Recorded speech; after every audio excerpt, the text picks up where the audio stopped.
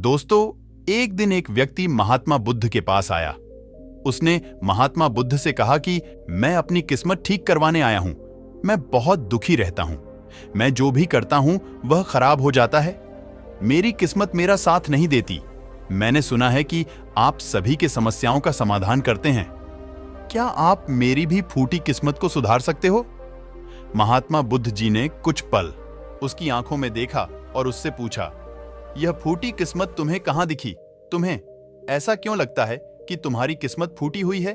उस आदमी ने कहा, मैं जो भी करता हूं तो वह हो नहीं पाता, तो मेरी किस्मत फूटी ही हुई ना।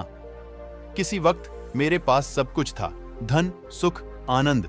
फिर मेरे माता पिता गुजर गए। जैसे जैसे करके मैंने अपनी खुद की परवरिश की। मैंने जिससे सच्चे मन से प्रेम किया, उस प्रेमिका ने किसी और से विवाह कर लिया। मैंने एक छोटा सा व्यापार शुरू किया तो जी मित्र के साथ मैंने वह व्यापार शुरू किया। वह मेरा व्यापार ही हड़प बैठा। मुझे किसी ने बताया कि आप सारी समस्याओं का हल निकाल देते हो। क्या आप मेरी भी किस्मत ठीक कर सकते हो? महात्मा बुद्ध ने कहा, लाओ अपनी फूटी किस्मत मुझे दे दो, मैं अभी उसकी मरम्मत कर देता हूं। व्यक्ति ने कहा, मैं किस्मत को कैसे दे सकता हूं? वह तो दिखाई भी नहीं देती। महात्मा बुद्ध ने पूछा, जब तुम्हें तुम्हारी किस्मत दिखाई ही नहीं देती तो तुम्हें कैसे पता कि वह खराब हो चुकी है? उस व्यक्ति ने सोचकर उत्तर दिया, नहीं, मैंने कभी ऐसा नहीं देखा कि मेरी किस्मत सचमुच खराब हो चुकी हो। व्यक्ति ने कहा, मेरी किस्मत खराब है तभी तो मेरे साथ सब कुछ गड़बड़ हो जाता है। मेरे बनाए बनाए कामों पर पानी फिर जाता है। अगर मेरी किस्मत अच्छी होती तो सब कुछ ठीक होता। तो महात्मा बुद्ध ने कहा, तुम ठीक दिखाई देते हो, तुम्हारा स्वास्थ्य भी ठीक लग रहा है, तुम्हारे हाथ पैर भी सलामत है, तुम अभी तक मरे नहीं हो। मुझे तो तुम्हारी किस्मत में कोई भी खराबी नहीं लग रही है, सब कुछ सही लग रहा है। अगर किस्मत खराब होती तो तुम बीमार हो जाते, तुम्हारा अंग भंग हो जाता है, या तो मृत्यु को प्राप्त हो जाते। लेकिन ऐसा तो कुछ भी नहीं है। फिर तुम क्यों कह रहे हो कि तुम्हारी किस्मत फूटी हुई है?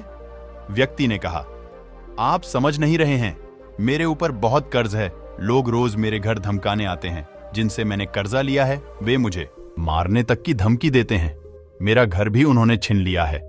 अभी भी वो मेरे पीछे पड़े हैं। तो ऐसे में मैं कैसे कह सकता हूं कि मेरी किस्मत सही है? महात्मा बुद्ध ने विचारपूर्वक कहा, तो समस्या गंभीर है। व्यक्ति ने उदासीनता के साथ कहा, जी हां, अब आप समझे ना कि मैं कितने बड़े दुख से गुजर रहा हूं। महात्मा बुद्ध ने आवाज में समझाया कि तुम्हारी किस्मत अच्छी है कि तुम जीवित हो इस दुख का सामना करने के लिए, और इस जीवन से ही तुम अपनी समस्याओं का सामना कर सकते हो। व्यक्ति ने कहा, बुद्ध, आप नहीं समझ रहे। तब महात्मा बुद्ध ने उससे कहा, समझ तुम नहीं रहे हो, आओ मेरे साथ आओ। महात्मा बुद्ध उस व्यक्ति को अपने साथ पास वाली नदी के किनारे ले गए और कहा, ये देखो इस बहती नदी को। इस नदी में अगर मैं एक पत्ता गिरा देता हूं तो तुम मुझे बताओ, यह पत्ता किस दिशा में बहेगा? व्यक्ति ने कहा, पत्ता तो नदी के बहाव के साथ नदी के दिशा में ही जाएगा। बुद्ध ने कहा, बिल्कुल सही। अब बताओ, पत्ते की किस्मत किसके हाथ में है? व्यक्ति ने कहा, इस पत्ते की किस्मत नदी के हाथ में है, वह जहां चाहे इसे ले जा सकता है। तो महात्मा बुद्ध ने कहा, लेकिन पत्ते तो मेरे हाथ में है, मैं चाहूं तो इसे नदी में डाल सकता हूं और चाहूं तो नहीं। व्यक्ति ने कहा, तो फिर इसकी किस्मत आपके हाथों में है, आप जहां चाहे इसे डाल सकते हैं। महात्मा बुद्ध ने कहा, लेकिन इस पत्ते की किस्मत मेरे हाथ में नहीं है। मैं जितना भी चाहूं इस पत्ते को सूखने से नहीं रोक सकता, यह सूख ही जाएगा और मर जाएगा। जब तक यह पेड़ पर था, यह हरा था, इसे ऊर्जा मिल रही थी, लेकिन अब यह पेड़ से अलग हो गया है। अब बताओ, इस पत्ते की किस्मत अच्छी है या बुरी? व्यक्ति ने कहा, अब तो इसकी किस्मत बुरी है, क्योंकि अभी अपने पेड़ से अलग हो गया है और ज्यादा दिन जीवित भी नहीं रह पाएगा, धीरे धीरे सूख जाएगा। महात्मा बुद्ध ने कहा, अभी ये मरा नहीं है, अभी भी ये जीवित है, और लाभ यह है कि अभी यह पत्ता वह सब कुछ कर सकता है जो वह पेड़ से लगे रहकर नहीं कर सकता था। बुद्ध ने वह पत्ता हवा में छोड़ दिया, वह उड़कर दूर जा गिरा। तब बुद्ध ने कहा, देखो, पेड़ पर रहकर भी कभी इतनी दूर नहीं जा सकता था। आज इसने स्वतंत्र होकर उड़ने का आनंद लिया है। फिर वह पत्ता उड़कर नदी में जा गिरा।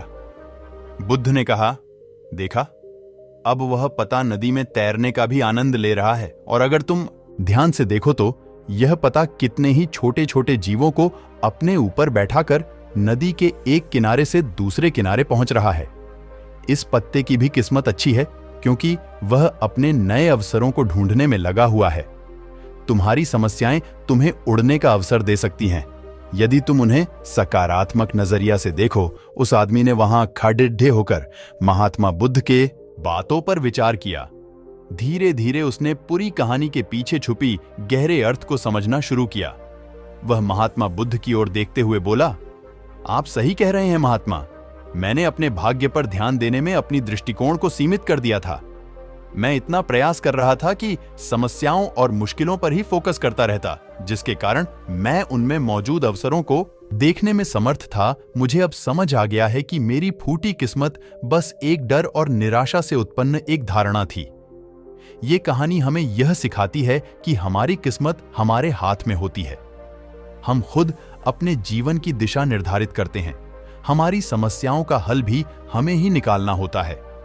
चुनौतियां को एक अवसर के रूप में देखकर हम आगे बढ़ सकते हैं और अपनी किस्मत को सुधार सकते हैं। दोस्तों, ऐसी कहानी हमें जीवन जीने का तरीका सिखाती है। दोस्तों, इस वीडियो में बस इतना ही। मिलते हैं अगले वीडियो में। अपना और अपना परिवार का ख्याल रखिएगा। नमो बुद्ध।